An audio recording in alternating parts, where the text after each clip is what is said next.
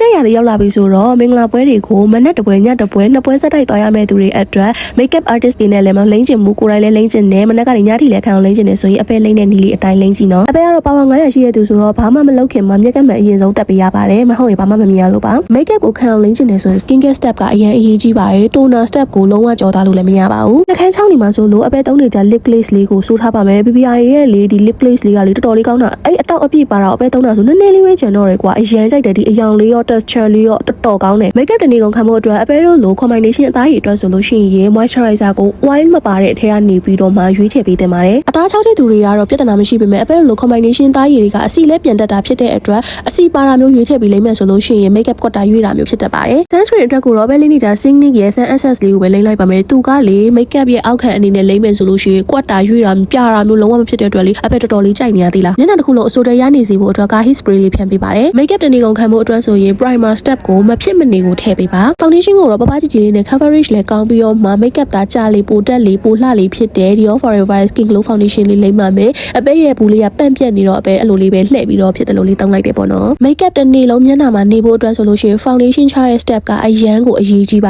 တယ်အပဲလေးလိုမျိုး brush လေးနဲ့မျက်နှာတစ်ပြင်လုံးကိုညှိညနေအောင်လို့ဖြန့်ပြီးတော့မှအရင်ဆုံးလိမ့်ပေးပါပြီးတော့မှ puff လေးကိုရေစွတ်တာ setting spray ဖြန်းတာလုပ်ပြီးတော့မှမျက်နှာထဲကို makeup လေးတွေကိုတိတ်ထည့်ပေးရမယ်ပေါ့နော်အပဲအေးပြထားတာက3ရက်စက်တိုက်လောက်ဖြစ်နေအောင်မို့လို့မျက်ကွင်းညိုနေတာတော်တော်လေးတိတာနေလို့နှာခဲတွေကိုအနီဖတ်သွားတဲ့အယောင်လေးနဲ့အပဲမျက်ကွင်းလေးတွေကို color corrector လိုမျိုးသုံးပေးလိုက်တယ်ပေါ့နော်အပဲ concealer တိတ်မသုံးတဲ့သူမလို့ CT ရဲ့ foundation လေးကိုပဲ concealer အနေနဲ့သုံးမယ်ပေါ့နော် color correct လုပ်ထားတဲ့နေရာလေးတွေမှာလည်းသုံးပေးထားတယ်ပြီးတော့နှာခေါင်းအလယ်လေးကိုလည်းထင်းနေအောင်လို့သုံးထားပေးရပေါ့နော်နှစ်ဖူးကို highlight ဖြစ်စေတဲ့နေရာလေးရဲ့ smile line နေရာလေးရဲ့မှာလည်းသုံးပေးထားပါတယ်ဝက်ချန်ရှိတဲ့နေရာလေးတွေကိုလည်းနည်းနည်းလေးလိုက်ဖုံးပေးလိုက်ပါတယ် concealer အနေနဲ့သုံးထားတဲ့နေရာလေးကိုအပဲ brush လေးနဲ့အရင်ဆုံး blend လုပ်ပေးတယ်ပြီးတော့မှ puff လေးနဲ့မျက်နှာတစ်ပြေလုံးညှိညာပြန့်ပြူသွားအောင်လို့လိုက်ပုတ်ပေးရပေါ့နော်အားနေကိုတော့တစ်နေ့လုံးကြာရှည်ခံအောင်လို့ cream ရောအမှုန့်ရောနှမျိုးလုံးသုံးပါပေါ့နော်အခုလောလောဆယ်ကတော့အပဲသုံးနေကြ blusher stick လေးကိုသုံးလိုက်ပါတယ်ဆိုတော့ပါတာလေးအကုန်လုံးမျက်နှာမှာ set ဖြစ်သွားအောင်လို့ setting powder လေးကိုပါပါလေးပဲသုံးပါတယ်အပဲတို့မျက်နှာကကြတော့ combination ဆိုတော့လေအသား6တဲ့နေရာတွေမှာဆိုလို့ရှိရင်လည်းပတ်ကြားအပ်သွားပြီးတော့လေခက်ခဲကြီးဖြစ်သွားမှလဲဆိုလို့အပဲပါပါလေးပဲသုံးတယ်ပေါ့နော်ဒီနောက်သမျှအကုန်လုံးမျက်နှာနဲ့သားလေးဖြစ်သွားအောင်လို့ CT ရဲ့ setting spray လေးသုံးပေးလိုက်ပါတယ် setting spray မချောက်ခင်မှာဆိုရင်တော့အပဲမျက်ခုံးမွေးလေးဆွဲရပေါ့နော်မျက်ခုံးမွေးကိုတော့အရှိပိုင်းကိုအယောင်နုလေးဆွဲပြီးတော့အနောက်ပိုင်းကိုအယောင်ရစ်လေးဆွဲပေးပါတယ်မျက်ခုံးလေးကိုတင်းတင်းလေးဖြစ်နေချင်လို့ပေါ့နော်မျက်ခုံးမွေးအောက်နားလေးတွေကိုလည်းတက်ရက်သွားအောင်လို့ foundation လေးသုံးပြီးတော့အနားတက်ပေးလိုက်ပါတယ်အရှဲတို့ကိုတော့အမုံလည်းမဖွာအယောင်လည်းမပြန့်နဲ့ Dior eye palette လေးတွေကနေပြီးတော့ peach အယောင်လေးတွေချဲ့မယ်ပေါ့နော်အရှဲတို့ကဒီတစ်ခေါက်3ယောင်လောက်သုံးထားဆိုအရှဲတို့တွေခဲမနေအောင်လို့ blending brush လေးနဲ့တေချာလေး blend လုပ်ပေးပါတယ် eye palette ထဲကအညို့အရင်ဆုံးအယောင်လေးကိုတော့မျက်လုံးအောက်ထောင်လေးမှာချဲ့လိုက်ပါတယ်အားလုံးပြီးတော့မျက်လုံးလေးပြောင်ပြောင်လက်လက်လေးဖြစ်နေအောင်လို့ bling bling ပါတာလေးကိုမျက်ခုံအလဲနားလေးမှာထည့်ပေးလိုက်ပါတယ် Judy Doll palette လေးကိုသုံးပြီးတော့နှာခေါင်းဖော်တယ်မေးရိုးဖော်တယ်ပေါ့နော် Judy Doll palette ထဲကအဖြောင်ပေါင်နာမုံလေးကိုသုံးပြီးတော့မှအပဲ makeup ကွက်တက်တဲ့နေရာလေးတွေကိုလိုက်ပြီးတော့မှပုတ်ပေးပါတယ်ပြီးတော့ရင်တော့ setting spray ကိုနောက်တစ်ခေါက်ထပ်ဖြန်းပါ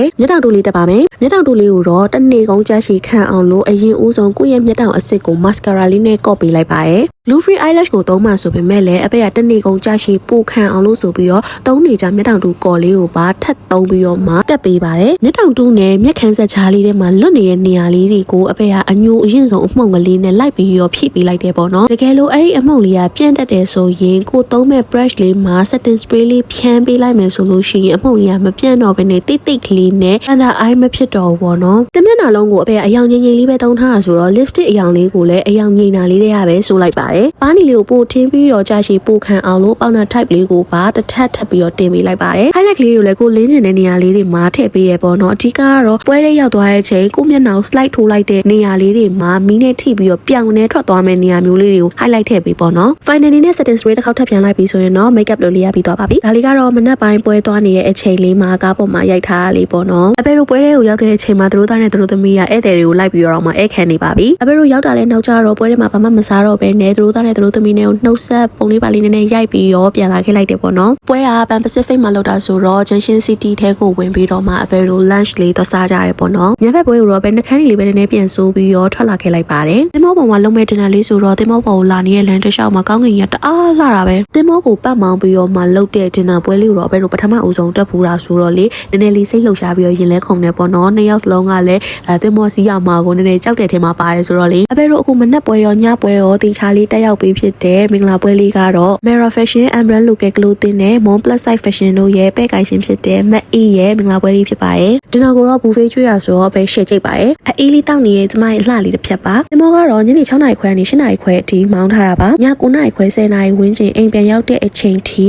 လုံးဝမကွက်မရွေးမပြတ်တဲ့ကျမရဲ့ makeup လေးကိုတွေ့ရမှာဖြစ်ပါတယ်။ကျမတော့အရင်ချိန်နေပါတယ်။ပွဲတဲ့ makeup လိမ်ဖို့အတွက်ခက်ခဲရှိနေတဲ့သူလေးတွေအပည့်ရဲ့ video လေးကိုကြည့်ပြီးတော့တောင်းတနေရနေအစီအပြေကောင်းစီဖို့မျှော်လင့်ရင်းနဲ့ဒီ video လေးကိုဆုံးသက်လိုက်ပါရရှင်